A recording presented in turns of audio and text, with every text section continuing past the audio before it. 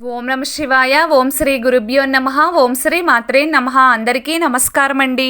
ఈరోజు రాశి ఫలాలు తెలుసుకోవడానికి ప్లీజ్ మన ఛానల్ని సబ్స్క్రైబ్ చేయండి. అలాగే వీడియోని తప్పకుండా లైక్ చేసి మన ఛానల్కి మీ వంతు సపోర్ట్ ఇవ్వండి.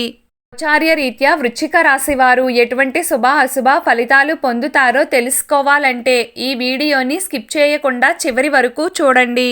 వృశ్చిక రాశి వారు ఈ రోజున ఒక రకంగా వ్యతిరేక ఫలితాలనే పొందుతారు. ఈ రోజున బయట వాతావరణం అంత అనుకూలంగా లేదు కాబట్టి ఎదుటివారి విషయాలలో తలదూర్చకపోవడమే మంచిది. ఇంకా చెప్పాలంటే మీకు తెలియని వ్యక్తుల జోలికి అస్సలు వెళ్ళకండి.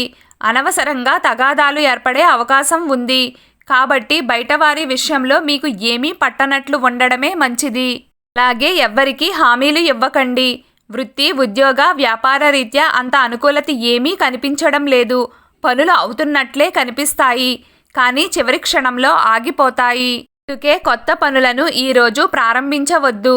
ముఖ్యమైన పనులను కూడా వాయిదా వేసుకోవడం మంచిది. ఒత్తిడి బాగా పెరుగుతుంది. క్రయ విక్రయాలు నష్టాన్ని కలిగిస్తాయి. కొత్త వస్తువుల కొనుగోళ్లను వాయిదా వేసుకోండి. ఆర్థికంగా వెసులుబాటు ఉన్నప్పటికీ ఖర్చులు మాత్రం తీవ్రస్థాయిలో ఉంటాయి. అప్పుల ఇబ్బందులు తప్పకపోవచ్చు. పాత డబ్బు మీకు సహకరిస్తుంది.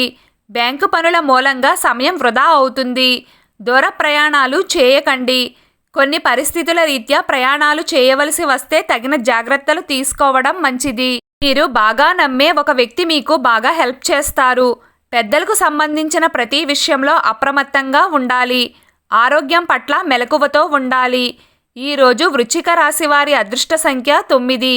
ఈరోజు వృశ్చిక రాశి వారి అదృష్ట రంగు నీలం రంగు.